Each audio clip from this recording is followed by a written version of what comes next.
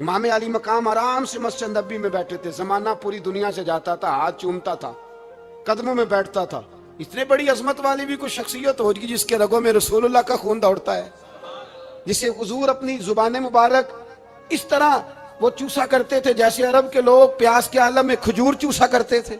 इतना बड़ा भी कुछ शख्स था, लेकिन जब दीन पे कड़ा वक्त आया तो हुसैन ने मस्जिद की खिताबत नहीं बचाई, आस्ताना नहीं बचाया। इमाम अली मकाम ने कहा कूफा लुटता है तो लुटता रहे, दमिश्क में फसाद होता है तो होता रहे, वो मुल्क के शाम की बच्चियां रो रही हैं तो रोती रहें कि हम पे यजीद काबज हो गया, मेरी मस्जिद आबाद है, काफी है ना। इमाम हुसैन निकले और निकल के कहने लगे जन्नतुल बकी वाली जगह पे खड़े होकर, या रसूल अल्लाह मैं जा रहा हूं, मैं जा रहा हूं और आपके लिए जा रहा हूं, इसलिए कि मुझे उस शाम को बचाना है जिस शाम में रसूलुल्लाह का कलमा पढ़ने वाले लोग बसते हैं। मुझे कूफा, दमिश्क, मिस्र के लोगों को बचाना है। नाना तेरे करम के खजीने की खैर हो, मैं जा रहा हूं तेरे मदीने की खैर हो। निकल खड़े हुए इमाम अली मकाम, मैदान में निकले। किसके खिलाफ? बोले कौन था? यजीद मुसलमान था। उस वक्त तक तो सबने मुसलमान लिखा है, जिसने काफिर कहा शहादत इमाम हुसैन के बाद का। जुर्म क्या था?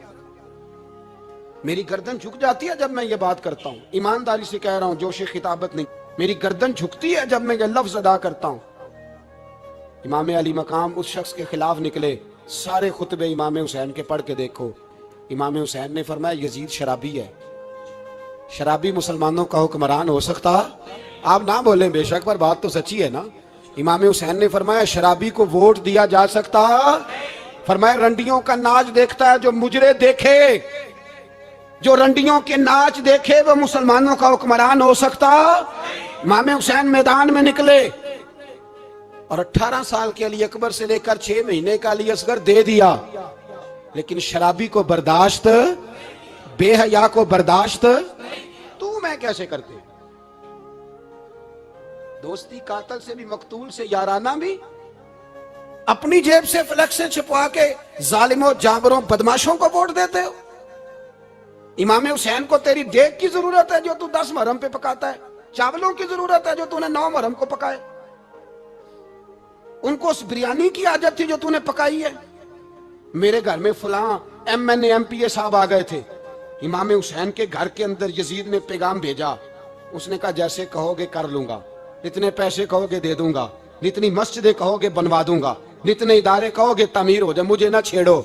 आपने फरमाया ना, मस्जिद मदरसे उस वक्त आबाद रहते हैं जब हुक्मरान सही होते हैं, और जब हुकूमतें गलत होती हैं तो फिर मसाजिद आबाद, फिर मदारस की आबादकारी हो ही नहीं सकती। मैं दीन में नया रखना खोल दूं? इमाम अली मकाम खड़े हुए, पर मैं क्या करूं? हुकूमत का क्या करूं? हुकूमत से क्या कहूं? अगर मेरी मिल्लत के अपने जवान के मोबाइल में रंडियों का नाच हो तो 10 मुहर्रम को तो इमाम हुसैन करबला में तड़प जाते होंगे।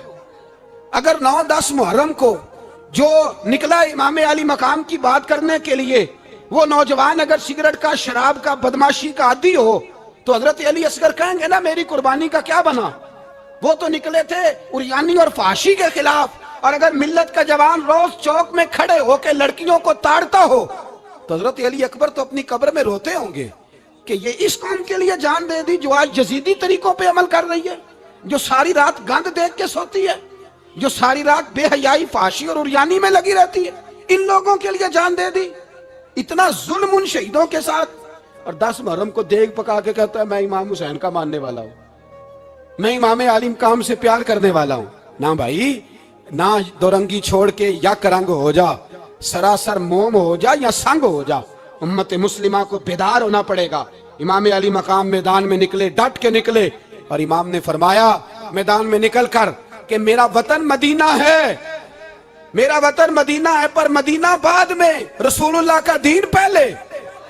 तू पाकिस्तान की बात करता है? इमाम अली मकाम ने फरमाया मदीने की शरीयत बाद में, रसूलुल्लाह का दीन पहले, और तेरे तो बच्चे आम से हैं। इमाम हुसैन ने फरमाया मेरी गोद में जो बच्चे हैं वो रसूलुल्लाह के नवासे हैं, पर बच्चे बाद में, नबी पाक का दीन पहले। आपने फरमाया तेरी बेटी बड़ी बावकार होगी, उसकी बड़ी इज्जत है, तू कहता है बेटी की वजह से ब्लैकमेल हो गया, लेकिन जो शान खुदा ने हुसैन की बेटी को अता फरमाई, जिन बच्चियों का सर का बाल नंगा हो जाए, सर का बाल नंगा हो जाए, तो इमाम शौरानी फरमाया करते थे अगर मदीने में किसी सैयदजादी के सर का बाल नंगा होता था तो सूरज अपना मुंह छुपा लिया करता था, सूरज छुप जाता था बादलों की ओट में। और मदीने वाले समझ लेते थे कि घर में काम करते करते किसी सैयदजादी के सर का कोई बाल नंगा हो गया। उन शहजादियों का इतना वकार, पर इमाम अली मकाम ने फरमाया बेटियों की फिक्र बाद में, रसूलुल्लाह का दीन पहले, पहले रसूलुल्लाह का दीन। कौम मजहब से है, मजहब जो नहीं तुम भी नहीं। याद रख मेरे भाई, इमाम अली मकाम रदी अल्लाह तआला अन्हु ने मैदान में निकलकर पहले मजहब की बात की। और आज दीन नबी दा वांग यतीमा रोवे ते कुरलावे ते आखे मैं किथों लब्बा उमर बहादुर, मैं किथों लब्बा उमर बहादुर जेड़ा मैनू सीने लावे। मासूम बच्चे, मासूम। आज तक किधर है तुम्हारा अक़वाम मुत्तहिदा? बुलाओ ना इसे। भीख मांगते फिरते हो, काफिरों से भीख मांगते हो।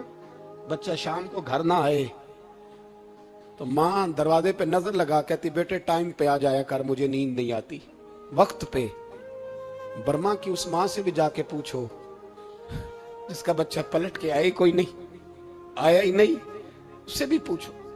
बच्चे ने आधी रात को रोटी मांग ली तो फालज ज़दा माँ, उसको फालज था, वो रेंगती हुई उठी और उसने अपने लाल को रोटी पका के दी। बाप कहता रहा चल छोड़, सो जा बेटे तेरी अम्मा। उसने कहा नहीं मुझे नींद नहीं आती, बेटा भूखा है। उस माँ से भी कभी पूछ, उस माँ से जो बांग्लादेश के खेमे में बैठी है। तो बीबीसी लंदन का रिपोर्टर कहता है कि तेरी ख्वाहिश क्या है?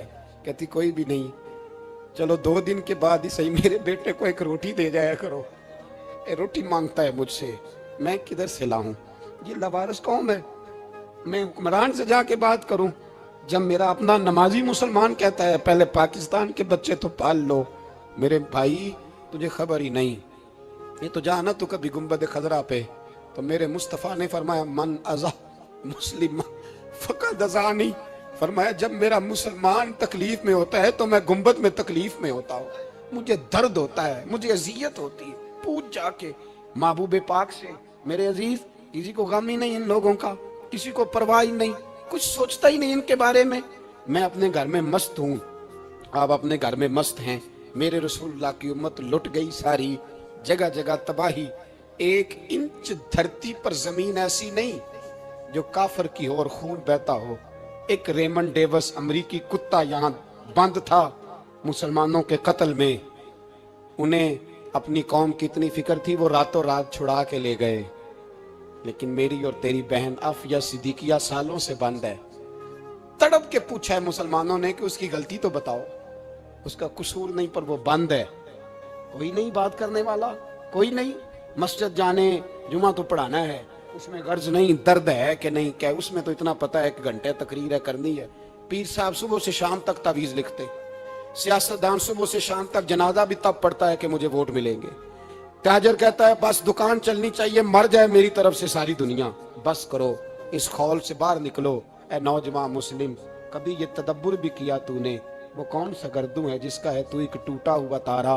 तूने सोचा ही नहीं कभी, तुझे कभी खबर ही नहीं हुई कि ये किस कदर बड़ा काम था? मेरे रसूल पाक सल्लल्लाहु अलैहि वसल्लम के गुलामों जागो। जाऊं हजरत साद बिन नबी वकास के पास, कादसिया की जंग हो रही थी, काफर बुला रहा था, आओ अगर कोई है तो आओ, आओ मुकाबले में। हजरत साद बिन नबी वकास ने घोड़े दौड़ा दिए। दश्त तो दश्त हैं, सहरा भी न छोड़े हमने, बहरे जुल्मात में दौड़ा दिए घोड़े हमने। हजरत साद बिन नबी वकास ने घोड़े दौड़ाए, आगे दरिया आ गया, कोई पुल नहीं, कोई शय नहीं। इस्लाम की इज्जत का सवाल है। हजरत साद बिन नबी वकास ने हाथ उठाए और कहा अल्लाह, अगर तू मूसा की नाफरमान कौम को रास्ता दे सकता है तो तू हमारे दिलों को जानता है, हम तो अपने रसूल के फरमाबरदार गुलाम है। आना मेहरबानी कर कि अगर तूने दिले मुस्लिम की दिल जोई नहीं तो हमें ताना देंगे बुत के मुस्लिम का खुदा कोई नहीं। कहा अल्लाह मेहरबानी फरमा, अगर तू हजरत वैस फरकना बिकुमुल बहरा फअनजयनाकुम व अगरकना आला फिरौन, अगर तू हजरत मूसा की कौम के लिए दरिया फाड़ सकता है तो हम तो नबी पाक के गुलाम हैं। صحابہ کہتے ہیں جناب سعد نے دعا مانگی تو دریا نے رستہ عطا فرما دیا. یار تو دعا بھی نہیں مانگتا.